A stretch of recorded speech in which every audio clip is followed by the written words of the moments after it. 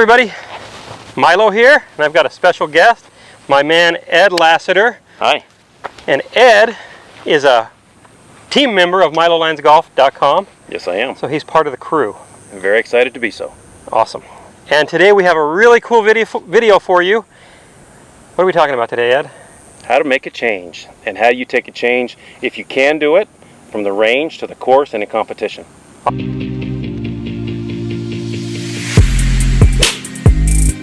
So let's say I'm a player, and I've been searching YouTube, and I've decided I want to make a change. I want to make my golf swing better. What do we generally see from most people? What's their process look like to make a change?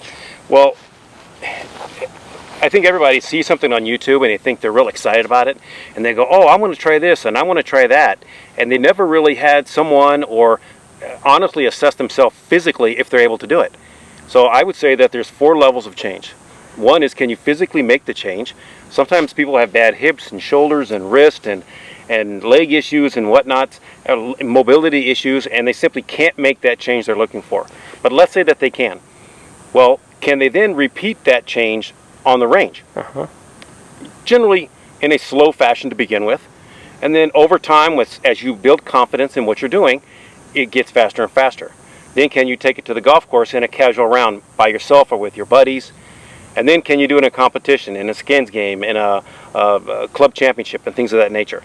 So that's the 4 steps of learning. What do we typically see from the average guy when they go to try to make a change? I don't see them follow those steps. What I see them do is they come over here, they hit some shots on the range, and they immediately take it out to game day with they play their $5 Nassau or whatever. They hit one bad shot and they say, to hell with this. Exactly. It didn't work. Scratch it. That guy doesn't know what he's talking about, and I'm going to do what I've always done, and they're right back where they were to begin with. Yeah, exactly. Because they didn't stick to the process. So change, does it happen like that? No, sir, it does not. And the reality is that, yes, you are changing a motor pattern, but what you're really changing is your brain. Because the muscles don't have memory, your brain does. So to change that, it takes time, and it takes effort, and it takes a while for your brain to build confidence in this new pattern that you're trying to build, to then execute it when now you have a cost to it. I mean, out here on the range, you can blow it 100 yards left or right, it's irrelevant. But on the golf course, you've got your $4 premium golf ball, there's bunkers and water and somebody's backyard where they're barbecuing and embarrassment in front of your friends. Add all that together with something you're not confident with, a lot of times it's a recipe for disaster. Yeah, and it's usually you end up going right back to where you're comfortable. 100%. Because, a lot of times the change we're making, it requires your ability to commit. You have to be able to, sometimes it might even be you're lining up different. You're seeing the target in a totally different way. 100%. Everything looks different. And then you're out there on the golf course and it's like, oh, I'm not used to aiming this way. Everything looks weird. Yes. And you hit a foul ball. Yes. It happens. Yes. It's like trying to tell like a major league player, hey, you're throwing the curveball wrong, and you retrain them, and the first one goes 450 feet into the stands. That's the last time he's going to do what you say. That's the last time. He'll do what he's always done, because that's what he's comfortable with. Yeah, exactly. So let's walk through. Right now I'm going to play a student who's making a change. Let's say I'm a student who maybe I'm a little armsy and I'm backing out of the golf shot. My levers are unloading. Is it the chicken or the egg that's causing me to unload my levers? Is it me backing up, or is it just, am I backing up because I'm unloading my levers? I don't know, but we got to make a change. We have to make a change. We know that.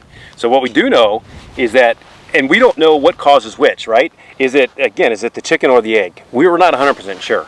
Yeah. But we do know that we have to get you in a position where that video in your brain has to get reprogrammed to what's comfortable to you. And right now, if you have a guy who, let's say that they don't early extend per se, but they back away to extend their arm. So they stay down, but they do that. Well, a lot of times for those players, you would say, okay, well then keep your right arm a little more bent, keep your right wrist a little more extended. Well, okay, they may do that, But chances are, if that's not what they're comfortable with. They're comfortable seeing their head back away. If they're comfortable with this moving this way, Exactly. they're going to keep doing this to make contact. So often, I'll have them, when they're standing at address, can you stand over address of the ball? Yep. I'll have them put pressure on my hand and leave pressure there. Now just give me waist high to waist high.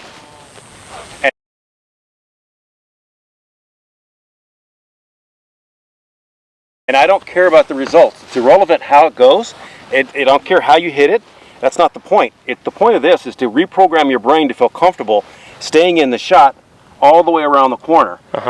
And it takes time. It doesn't happen overnight, and it doesn't happen one shot. It won't even take one bucket. It may take more time. It may take drills that you have to do at home, whether it's doing the airplane drill at home, or you're putting your head on a wall, or whatever it is you got to do. But it takes time, and you will feel uncomfortable.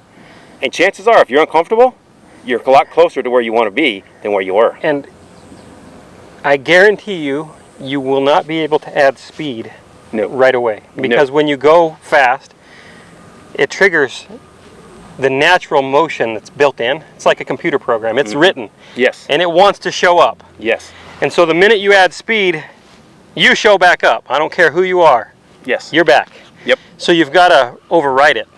100%. So you have to go slow for quite a while. You do. And so you're going to really feel exaggerated. Everything you do is going to be the opposite. So if I'm used to going this way, now I'm going to feel like my head's staying out, and I'm going to even feel like my head is working down and staying out. Yes. And because of that, I'm going to feel like my arms are staying, this arm's going to feel like it's maintaining its bend, and this wrist is going to maintain its bend a lot longer, and I'm going to stay like that. Now I know my head didn't go this way. No way it didn't. You wouldn't let it. No way. And so, for someone who's making that change, that is going to be so uncomfortable. 100%. They're going to feel like they're crowding the ball, that they're going to fall on their face and whatnot. But and we'll get into other videos as to why and how your pressure changes and how it'll allow you to do this more comfortably. But in this particular case, about making the change particularly, is you have to go through this process of reprogramming what you feel comfortable doing. Okay, so let's walk through this again.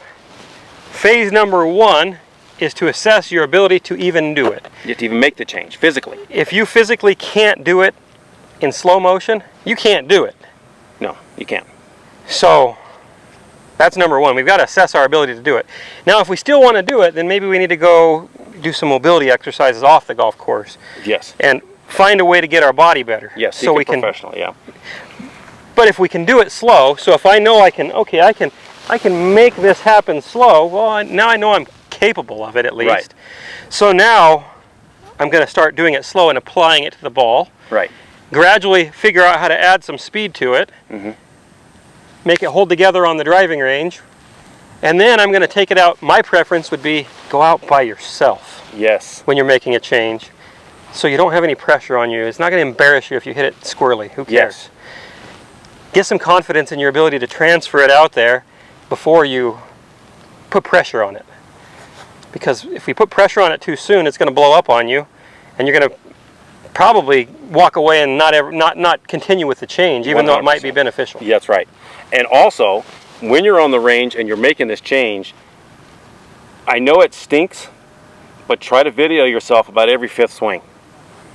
And the only reason is it's confirmation bias, right? You may think you're doing it, and you may start what you think is reprogramming that brain to what you see, but if you're not seeing it, you're not videoing it, and you're not confirming I'm doing what I think I'm doing, then you're just making bad habits. Because not everybody can have you or me standing right there telling them, yep, you did it right, or no, you didn't. Exactly. So you've got to know what you're looking for, have a really good plan, and then have some feedback. Because with no feedback, it's not going to work. So you might even build a station that's Ed with his hand on you. Yes.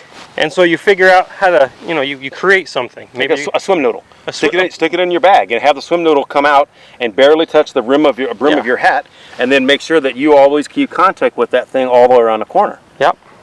So build a station, and then gradually get away from the station, because you don't want to have that as a crutch. But you have to have some feedback there first.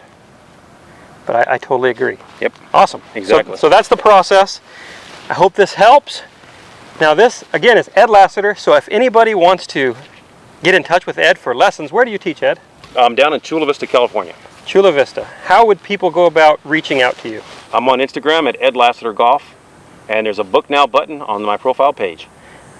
I think you're also on milolinesgolf.com, so if you go to milolinesgolf.com and click schedule a lesson, That's right. Ed's profile shows up on my website as well. That's right. Sure does. So, thanks again, Ed. Thank you. Hope you all enjoyed this. We'd love to have you as members of milolinesgolf.com. Come visit us there, and we'll help you learn how to swing like an athlete.